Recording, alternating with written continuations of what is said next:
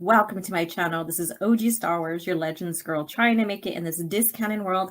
And there's a project that I've been keeping a close eye on for a while now. And I thought, wow, I have never really talked about it. And I thought, well, this is a good time to share something fun about Star Wars in general with you guys. So let's get into this. So basically, the Navajo has clearly used Star Wars to help preserve their language. And, Tim shared this article with me, and it reminded me that this was going on, that this happened, right? And so I thought, okay, well, let's make a video. So let's go ahead and take a look. I'm not going to share the whole article with you guys, but because it's very extensive and long, and I do encourage you guys to go ahead and read about it because it talks about the casting, how fun it was to take the Navajo language or Dine language and translate it, a New Hope, into the language, and how they need to sound for Vader and for R2 and C3PO and all of that. So it's a very fun read. It's a very educational. And so I just wanted to share this with you. So let's go ahead and take a look. So here we go. Let me scroll here. There was a fun little scroll here. So a long time ago on indigenous lands far, far away. And I thought that was pretty cute. And then there's a scroll here. And I thought it was coming up here. Let me see. Well, it didn't show up. Anyways, so here's the article here. And basically, let's see if I can get this to play one more time. It's not going to. All right. Well, anyways, so basically this states that that this is a dubbing of Star Wars, A New Hope, into the Navajo language. And this article is by Kira Riley and from Cronkite News. And this was published around September, so just recently on 2021. And so it goes into a lot of details. Like I said, I encourage you to go read the whole article. I'm not going to share the whole article in its entirety, but I will share details and all of that. So Flagstaff, this was in Flagstaff, Manuelito Wheeler did not join millions of science fi fans who packed into movie theaters on May 1997 to see the original Star Wars. He was only 7 and living with his family in the remote Rindo Rock on the Navajo Nation land, hundreds of miles from the nearest movie theater and with little knowledge of the galaxy far, far away. So that's true. If you ever traveled through the Southwest and you've ever traveled through the Navajo Nation, it is one of the biggest known reservations in the United States. My nation, the Lakota, we are scattered on various reservations, even though we are all one people and various bands. We were divided. The Navajo Nation got to keep everything intact nearly on their indigenous lands. And 18 years later, Wheeler is the father of 4-year-old son sitting in the dim light of their living room one night watching the trilogy box set on VHS. So, basically he shared this with his family. We all do that. And it doesn't matter what race or gender or culture you come from or whatever. Star Wars impacted everyone. Okay. And after an idea lingered, what if Star Wars A New Hope, as the original now was called, was dubbed into Dene Bazad?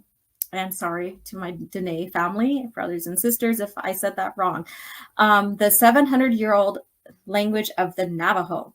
There were so many parallels of duality, of colonization, of landscape in the indigenous land, and a force that divides people to connect through shared experiences. Okay, so let's break this down a little bit. I'm very excited about this to share. People talk about how Star Wars was only made to reflect the United States politics, right? Well, it was more than just that. It reflected events that happened in George's lifespan, even from the 70s and a little bit of the modern times as he got older, right? But another influential thing that George used with was the mythologies, right? So he used the hero's journey, he used Japanese culture and other aspects to create this wonderful world that is so uniquely different from ours. But because he used those themes and he used those allegories, all of that, we can relate to them and see them in our own experiences, see them in our own cultures. And that's what makes Star Wars timeless. And this shows that this is what makes Star Wars timeless, because he can relate to how George created a timeless piece. He can relate to it to his own culture in a sense, even though it wasn't written for his culture. So there's a difference there. Most of all, he thought lacing a pop culture movie with Navajo voices could preserve the Dine language that threatened to erode in a culture that has lived for centuries. In 1980, 93% of Navajo spoke the native language. By 2010, census data showed that the number had dwindled to 53%. Now I'm going to get into a little bit Native history before we go on. So I'm just going to share this and my experience with my own culture and just knowing my own history. The Navajo, yes, were traditionally known as the Dene, and they are also known for their language contributions to a war, basically World War II, right? Native Americans, we did not have a written language. Our language was oral. We preserved, our history through from my tribe, like winter counts on certain events and stuff, and passing down stories orally, right? The Navajo and other tribes then used their language to send secret communications during World War II on the battlefield.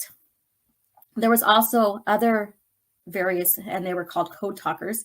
My tribe had some. In fact, my late uncle, and some relatives were Lakota code talkers. We have Comanche, I believe, and there's various other tribes that contribute to, because we weren't a traditionally written culture and our language wasn't known. I'm going to take a drink here. Known in the overall world. So I thought that this was very, very unique. But the downfall of our language and our culture happened during colonization. And since the government wanted to assimilate Native Americans to kill the Indian, save the man ordeal, and forcing our families, our children, my grandmother too as well went through this, but forcing them into boarding school and were beaten, punished, all of that for speaking their language, right?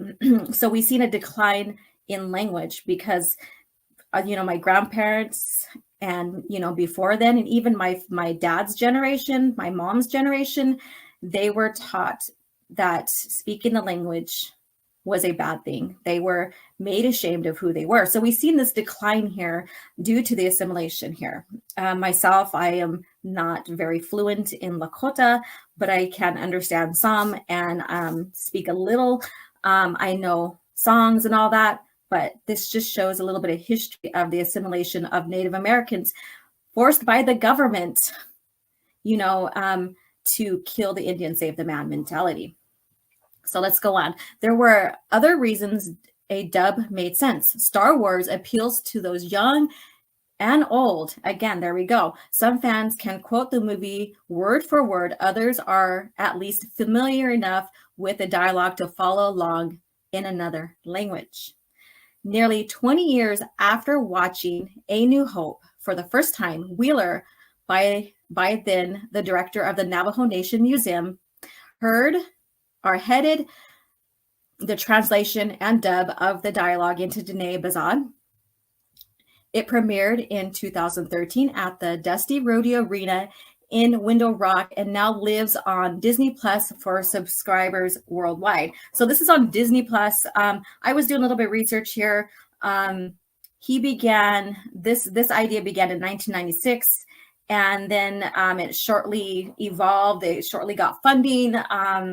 It took a while to get people in to audition to voice the actors and actresses and characters. And he even wrote out to Lucasfilm for the blessings. And so this premiered in 2013 on the Navajo reservation. at Window Rock, basically their tribal capital at the rodeo grounds. So I'm thinking that pre-Disney approved of this project, and now since the buyout, Disney now is using it on their platform and stuff, which is good, I guess you can say. Like I said, it's a preservation project that was sanctioned pre-buyout and now is being aired on Disney Plus. So whatever you think about that, I think it's neat that this is happening, so that the Navajo, and maybe now encourage other Indigenous people of America, and maybe even into Canada, to take this project and have it dubbed and translated into their language. Myself, I would love to see, A New Hope, or even the OT in Lakota, and just listen to it and like pick out like, oh yeah, I know what they're saying. It's that feeling of, I guess you could say, pride in a sense, and curiosity as well, to hear Luke Skywalker, being dubbed to look like he's speaking in another language. I think that's very, very interesting. So I'm going to go on. Part of our language revitalization process is doing movies like this to keep our language recorded, to keep our language alive in any way possible, said Clarissa Yazzie, who voiced Princess Leia, or Leia Organa. Wheeler and voice actors of the lead roles for Han Solo, Princess Leia, Luke Skywalker, and C-3PO say the experience will help viewers to further understand the language while underscoring its evolving nature and interlocked Navajo Nation culture.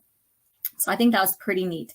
And then it goes on to say, that's something that I wasn't able to participate in as a kid, Wheeler said, and now I've helped contribute to it and become part of it, part of that Star Wars family. So he's going back saying that as a young kid, as I noted in the beginning of this article, at 7, he lived in such a secluded area of the Navajo reservation that he wasn't able to go and see it premiere for the first time. So he experienced Star Wars later in life. Sometimes that happens, but it impressed upon him so much that he wanted to use this as a way to preserve the Navajo language. And the museum also sponsored this right here, and I want to go research this and do a video on this as well. But Indigenous artists created work for the Force is with Our People exhibit in Flagstaff, such as this Working Hopi R2 by Dwayne Koyowina. Sorry if I butchered that. Who is Hopi and Tiwa, and Joe Master Rooniai. Sorry again. So I want to go ahead and, do something with this. So now, again, I encourage you guys to go and read the whole article, just take it in, see what they went through and what they did to get this project going as well. So thank you guys again for watching. And I hope that you guys enjoyed this article, and I hope you guys learned something from here.